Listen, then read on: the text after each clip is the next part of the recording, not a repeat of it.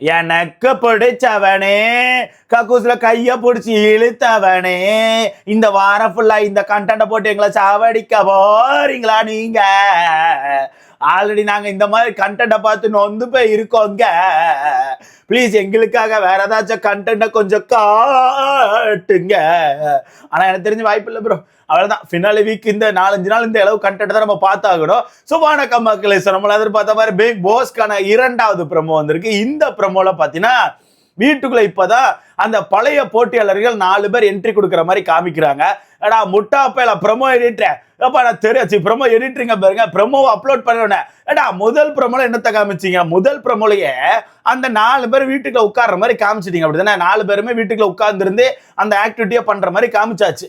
அடுத்த 2வது ப்ரோமோல இப்பதான் என்ட்ரி ஆகிற மாதிரி காமிக்கிறீங்க. ஆனா முட்டாப்பேல நீங்களா, முட்டாப்பேல இந்த ப்ரோமோ ஃபர்ஸ்ட் ப்ரோமோ விட்டுருங்கடா. இந்த ப்ரோமோ ஃபர்ஸ்ட் ப்ரோமோ விட்டு அவங்களுக்கான என்ட்ரி மாதிரி காமிச்சிருக்கணும். அடுத்த 2வது ப்ரோமோ அந்த ஆக்டிவிட்டியை காமிச்சிருக்கணும். அப்பதானே பார்க்க நல்லா இருக்கும், ஒரு மாதிரி ரோவா கனெக்ட் ஆகும். நீ என்னையா பண்ணி வச்சிருக்க பைத்தியக்கார பையல? முதல் ப்ரோமோல 4 பேரை உள்ள காமிச்சாச்சு. 4 பேரை உள்ள காமிச்சு யார் யார் உள்ள வந்திருக்காங்க அப்படிங்கிற விஷயத்தை ரிவீல் பண்ணிட்டு அப்புறம் என்ன ஆக்டிவிட்டி வைக்கிறாங்க அப்படிங்கிற விஷயத்தை ரிவீல் பண்ணியாச்சு. எப்படி அந்த விஷயத்தை ரிவீல் பண்ணியாச்சு. திரும்ப இப்பதான் என்ட்ரி கொடுக்குற மாதிரி ஒரு ப்ரோமோ போடுறாங்க. திரும்ப இப்பதான் இந்த 2வது ப்ரோமோல 4 பேர் என்ட்ரி கொடுக்குறாங்க. அமித், பின்னாடியே துஷார், அதுக்கு பின்னாடி நம்ம பிரஜன் அவர்கள், அதுக்கு பின்னாடி நம்ம கலையரசன் அவர்கள், 4 பேர் என்ட்ரி கொடுக்குறாங்க. இதுல என்ட்ரி கொடுத்தோன்னா எல்லாருமே அப்படியே ஜாலியா எப்போ போல டப்ப கெட்டி பிடிச்ச ஒரு மாதிரி ஃபன் பண்றாங்க. நம்ம அமித்லாம் ஒரு மாதிரி ஃபன் பண்ற மூட்ல தான் வந்திருக்காரு நினைக்கிறேன். தலைவர் ஒரு மாதிரி பாட்டு பாடி ஃபன் பண்றாப்ல. ஆனா இங்க பெரிய சிரிப்பான விஷயம் என்னன்னா, நான் நினைச்ச மாதிரியே அந்த கண்டென்ட்டை கொண்டு போயிட்டு இருக்காங்க. நான் இதுக்கு முன்னாடி வீடியோல ஒன்று சொல்லியிருப்பேன், வியானாவை நாளைக்கு வெளியே தூக்குறதுக்கான வாய்ப்பு இருக்கு அப்படின்னு சொல்லிட்டு. ஏன்னா துஷாருக்கும் நம்ம அரோராக்கும் கொஞ்சம் ஸ்பேஸ் கொடுக்கணும்ல. அவங்க 2 பேரையும் கொஞ்சம் தனியா விட்டாத அவங்க 2 பேருக்கான கண்டென்ட் ஒரு மாதிரி தனியா தெரியும். அது மட்டும் இல்லாம துஷார் வந்து வியானா கிட்ட பேசினா அது அரோராக்கு பிடிக்காது, கொஞ்சம் பொசஸ் ஆகும். ஓகேவா? அதனால சேனல் என்ன பண்ணுவாங்க, வழி விடுவாங்க.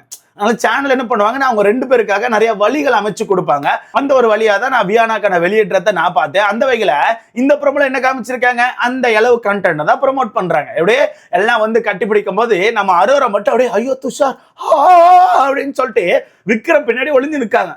எப்படி விக்ரம் பின்னாடி அப்படியே அரோரா ஒளிஞ்சிருந்து அப்படியே பாக்குறாங்களா, ஐயோ என்னோட 8 வருஷ காதலன் மாறான்னு சொல்லிட்டு ஒரு மாதிரி பார்த்துட்டு இருக்காங்க.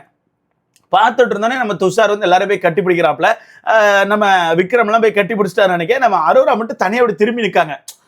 எதுக்கு? எனக்கு பிடிச்சவனே கக்கூசில இழுத்தவனேன்னு சொல்லிட்டு இப்படி திரும்பி நிற்காங்க. இங்க வந்து ஒரு மூவி எடுத்திருக்காங்க, ஒரு படம் எடுத்திருக்காங்க. நல்லா யோசிச்சு பாருங்க. அரோரா அப்படி திரும்பி இருக்காங்களாம்.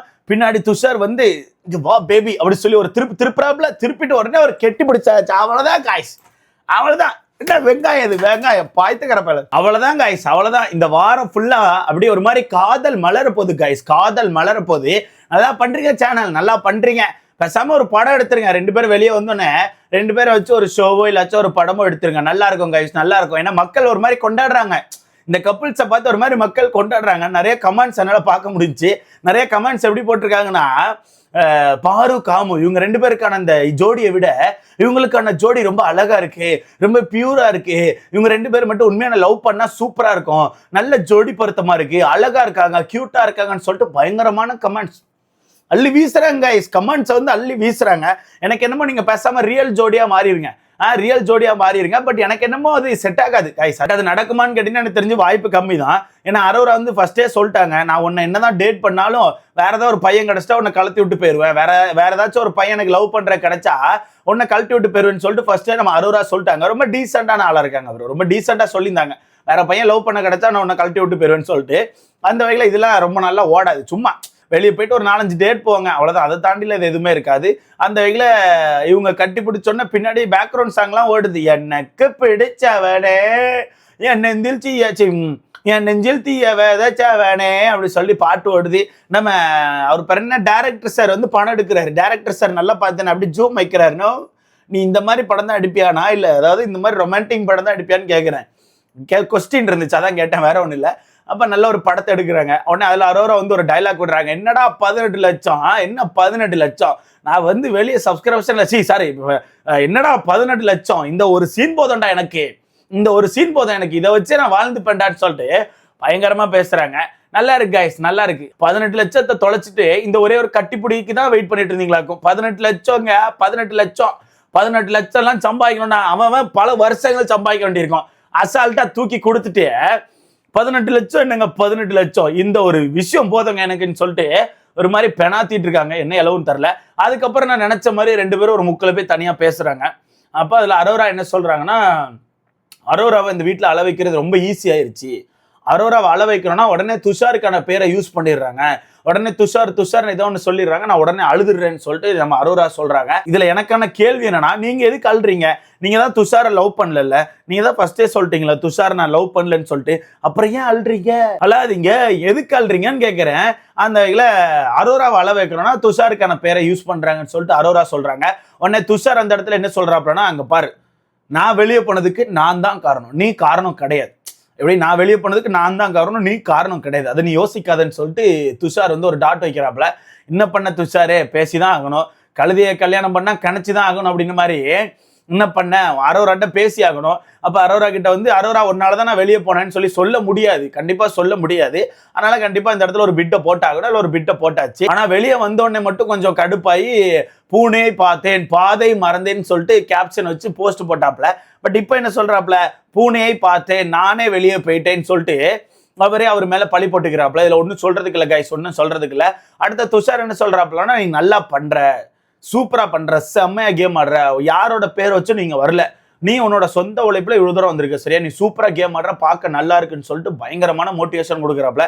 இதான குடும்பம் கைஸ், இதான் குடும்பம். சரி, இதான ஃப்ரெண்ட்ஷிப், இதான் ஃப்ரெண்ட்ஷிப். அந்த அளவுக்கு ஒரு மோட்டிவேஷன் கொடுக்குறாங்கல்ல, இந்த ஒரு மோட்டிவேஷன் தான் வேணும். சும்மா வீட்டுக்குள்ள வந்துட்டு நீ எதையுமே பண்ணல, நீ பண்ணதெல்லாம் வேஸ்ட், நீ பண்ணதெல்லாம் டம்மின்னு சொல்றதோட நீ உன்னோட சொந்த உழைப்புல வந்திருக்க, முக்கியமா நீ யாரோட பேரையும் யூஸ் பண்ணி வரலன்னு சொல்லிட்டு துஷார் சொல்றாரு தெரியுமா. ஐ திங்க் இது வந்து யாரையோ குத்தி காட்டி சொன்ன மாதிரி எனக்கு தோணுது.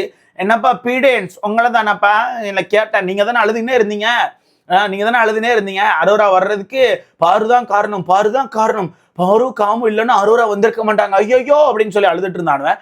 அதுக்கு ஒரு அடியை போட்டிருக்காப்புல நம்ம துஷாரு, நீ இவ்வளவு தூரம் வந்ததுக்கு நீ மட்டும்தான் காரணம், யாருக்கான பேரை நீ யூஸ் பண்ணிலாம் இவ்வளவு வரல, உனக்கான உழைப்பை நீ வந்திருக்கன்னு சொல்லிட்டு ஒரு அடியை போடுறாப்புல. அடுத்த அவ்வளவுதான், பார்க்க நல்லா இருக்கு அப்படின்னு ஒரே சிரிப்பு தான். அப்புறம் கடைசியில் ஒரு கெட்டிப்பிடியை போட்டாச்சு, நல்ல ஒரு பாட்டை போட்டிருக்கு, நல்லா இருக்கு கைஸ், பார்க்க நல்லா இருக்கு, ஒரு மாதிரி இதமா இருக்குச்சு, ஒரு மாதிரி மனமாசி இல்லை, அது என்ன ஒரு மாதிரி கியூட்டா இருக்கு கைஸ், ஒரு மாதிரி கியூட்டா இருக்கு. இதை பத்தி உங்களுக்கான கருத்து என்ன? பார்க்க எப்படி இருந்துச்சு? கன்றாவியாச்சு காதல் மாதிரி இருந்துச்சா இல்லை வந்து எப்படி இருந்துச்சுன்னு சொல்லிட்டு உங்களுக்கான கருத்தை மறக்காம கமெண்ட்ல போட்டுருங்க.